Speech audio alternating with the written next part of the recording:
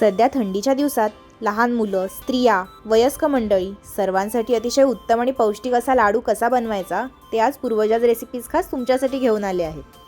तर मग वळूया या डिंकाच्या पौष्टिक लाडूच्या साहित्यकृतीकडे. साहित्यामध्ये लागणार आहे डिंक, गव्हाचं पीठ, सुकं खोबरं, काजू, बदाम, पिस्ता, काळे मनुका, चारोळी, खारीक पावडर, खसखस, सुंठ पावडर, वेलची पावडर, गूळ आणि तूप. सगळ्यात आधी आपण खसखस भाजून घेऊ. त्यासाठी 4 टीस्पून खसखस एका कढईमध्ये घ्यायचं आहे. 2 मिनटं हे असंच आपण परतून घेणार आहोत. अशा प्रकारे छान खमंग भाजून घेऊया. आता 2 मिनटं होऊन गेली आहेत. आपण बघू शकतो हे खसखस खमंग भाजलेलं आहे. आता हे आपण काढून घेऊया. आता या कढईमध्ये सुकं खोबरं भाजून घेऊया. हे 3 कप सुकं खोबरं आहे. हे आपण तेल वगैरे काहीही न घालता नुसतंच भाजून घेत आहोत. हे जास्तही भाजायचं नाहीये, साधारणपणे कुरकुरीत होईल एवढं आपण हे परतून घेऊया. 4 मिनटं झाल्यानंतर तुम्ही बघू शकता याला असा छान खरपूस कलर आलेला आहे. हे थंड होण्यासाठी एका परातीमध्ये काढून घेऊ. आता आपण कढईमध्ये तूप घ्यायचं आहे. 4 चमचे तूप घेऊ. या तुपामध्ये आपण डिंक फुलवून घेणार आहोत. हे तूप थोडं गरम होऊ देऊ. आता तूप गरम झालं आहे. त्यामध्ये डिंक घालूया. लक्षात ठेवा एकदम खूप जास्त डिंक घालायचं नाहीये, असा थोडा थोडा डिंक घालायचा आहे आणि तो परतून घेऊन चांगला फुलवून घ्यायचा आहे. हे अशा प्रकारे बनलेले डिंकाचे लाडू फार पौष्टिक तर आहेतच, पण हे चवीला इतके सुंदर लागतात की लहान मुलंही अतिशय आवडीने खातात. लक्षात ठेवा हा डिंक चांगला फुलवून घ्यायचा आहे, नाहीतर खाताना तो दाताखाली येतो. पण तुम्हाला डिंकाचा येणारा छान क्रिस्पीनेस हवा असेल तर अशा प्रकारे छान डिंक फुलवूनच घ्या. या तुपामध्ये आपण 3 बॅचमध्ये थोडा थोडा म्हणजे साधारणपणे अर्धा वाटी डिंक घ्यायचा आहे. हा डिंक फुलल्यानंतर साधारणपणे 1 वाटी एवढा होतो. इथे एक गोष्ट लक्षात ठेवा, प्रमाणासाठी जर तुम्ही एखादी वाटी किंवा कप वापरणार असाल तर सर्व प्रमाण त्याच वाटी किंवा कपाने घ्या. अशा प्रकारे केलेले डिंकाचे लाडू जर बाहेरून घ्यायला गेलात तर फार महाग पडतात, पण ही रेसिपी जर करून बघितली तर घरच्या घरी अगदी सहज सोप्या पद्धतीने हे लाडू तुम्ही बनवू शकाल. बघताय ना, अगदी मस्त डिंक फुललेला आहे. आता आपण वळूया पुढच्या कृतीकडे. डिंक भाजून घेतलेल्या कढईमध्येच आता बदाम भाजून घ्यायचे आहेत. हे 1 कप बदाम आहे. छान असे तुपामध्ये परतून घेऊया. जे मगाचं तूप उरलं होतं त्यामध्येच आपण हे परतून घेत आहोत. साधारणपणे अर्धा मिनिट आपण हे बदाम असेच परतून घेऊया. अशा प्रकारे तुपामध्ये ड्रायफ्रूट भाजून घेतल्यामुळे त्याचा मस्त स्वाद येतो. आता यामध्ये 1 कप काजू घालू. तेही छान परतून घ्यायचे आहे.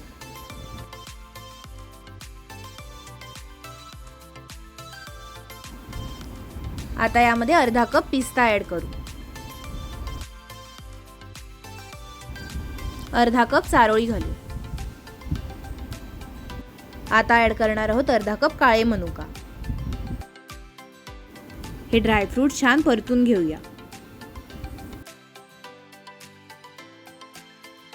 आता यामध्ये 2 चमचे तूप घालूया, म्हणजे तुपामध्ये हे ड्रायफ्रूट छान भाजून घेता येतील.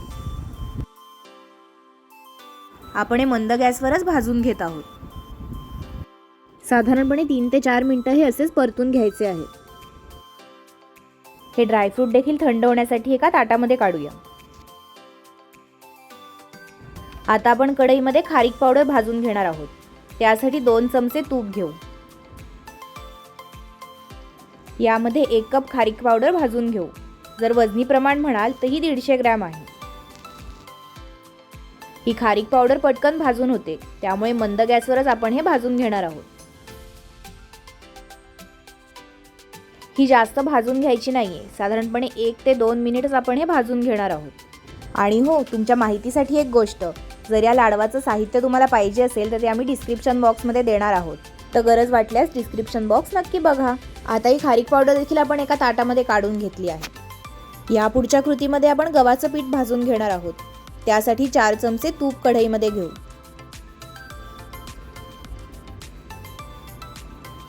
या तुपामध्ये 1 कप गव्हाचं पीठ भाजून घेऊया. जसं आपण बेसनच्या लाडवासाठी पीठ भाजून घेतो तसंच हे गव्हाचं पीठही भाजून घ्यायचं आहे। अशा पद्धतीने तुपामध्ये हे गव्हाचं पीठ चांगलं परतून घ्यायचं आहे। असंच थोडा वेळ तुम्ही परतून घेतलं की त्यानंतर थोडं हे सुकं वाटायला लागेल, त्यावेळेस आपण ह्यामध्ये आणखी तूप ॲड करणार आहोत। आता आपण 3 चमचे तूप घालूया। आता हे सगळं चांगलं मिक्स करून घ्यायचं आहे। हे पीठ तोपर्यंत भाजून घ्यायचं आहे जोपर्यंत ह्याला कडांनी तूप सुटत नाही।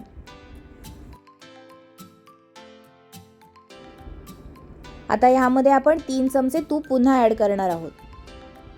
अशा प्रकारे साजूक तुपात बनलेले हे लाडू शरीरासाठी खूप पौष्टिक असतात। जर तुम्हाला हाडं दुखण्याचा प्रॉब्लेम असेल तर त्यावर हा दररोज एक लाडू खाल्ला तर तुमची दुखी कुठच्या कुठे पळून जाईल।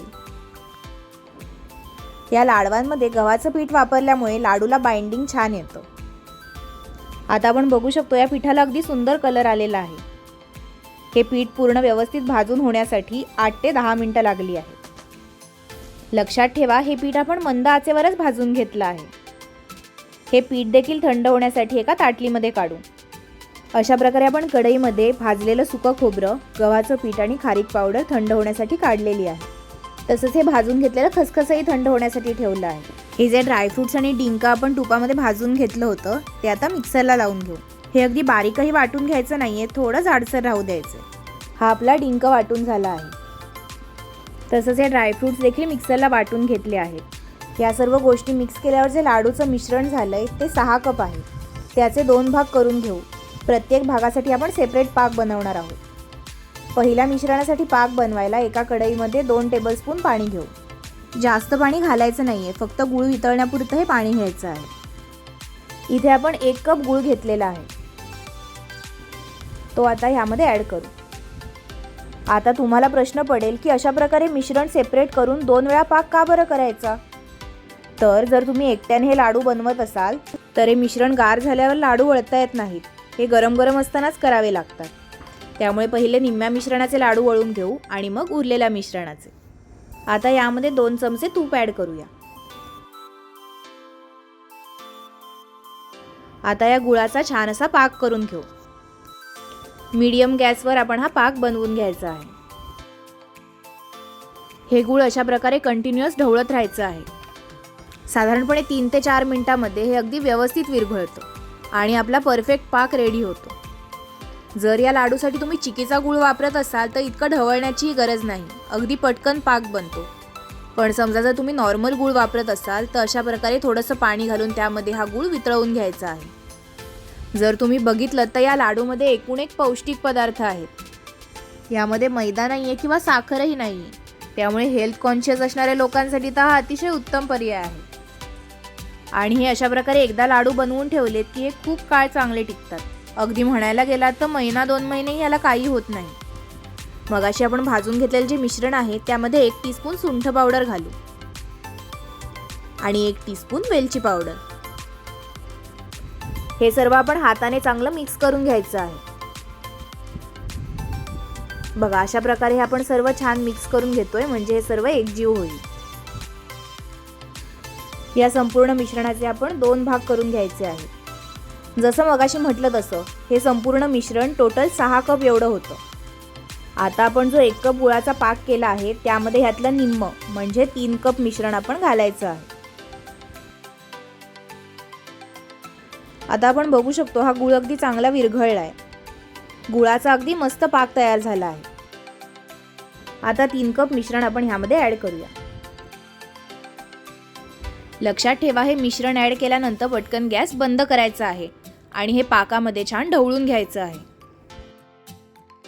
हा गुळाचा पाक गरम असतानाच आपण हे ढवळून घ्यायचं आहे आणि मग लाडू वळायला घ्यायचे आहेत। लाडू वळायला घेताना लक्षात ठेवा आधी हाताला थोडंसं पाणी लावून घ्या, त्यानंतर लाडूसाठीचं हे मिश्रण घेऊन अशा प्रकारे लाडू वळायचे आहे। हे मिश्रण गरम असल्यामुळे हाताला चटका लागतो, त्यामुळे असे पटकन वळून घ्यायचे आहे। हे आपण गरम गरम असताना ह्यासाठी वळत आहोत कारण नाहीतर थंड झाले की मग लाडवाला चांगला शेप येत नाही। आता बघा कसा मस्त लाडू तयार झालाय ते। तुम्ही बघू शकता आपल्या पहिल्या बॅचमध्ये 17 लाडू तयार झाले आहेत। आता असंच आपल्या दुसऱ्या बॅचचे लाडूही बनवून घेण्यासाठी पाक करून घेऊ. आता ही मगाशीच पाकाची कृती आहे, त्यामुळे ही आम्ही फास्ट फॉरवर्ड करून दाखवत आहोत. गुळही अगदी छान वितळला आहे, त्यामध्ये बाकीचं मिश्रण घालू.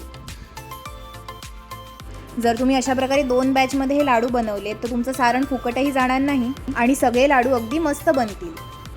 असा हा पौष्टिक लाडू वयस्कर माणसांसाठीही अतिशय उत्तम पर्याय आहे. या लाडवामुळे हाडांना तर बळकटी येतेच, पण ह्याच्यात सगळे ड्रायफ्रूट्स असल्यामुळे एक लाडू खाल्ला तरी तो पोटभरीचा होतो.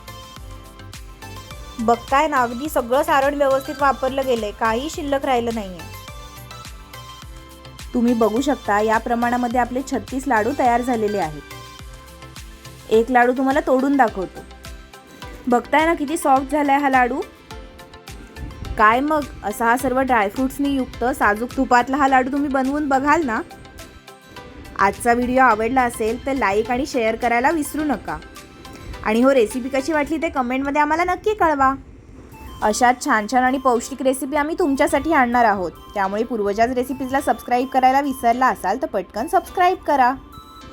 आजचा व्हिडिओ पाहण्यासाठी धन्यवाद.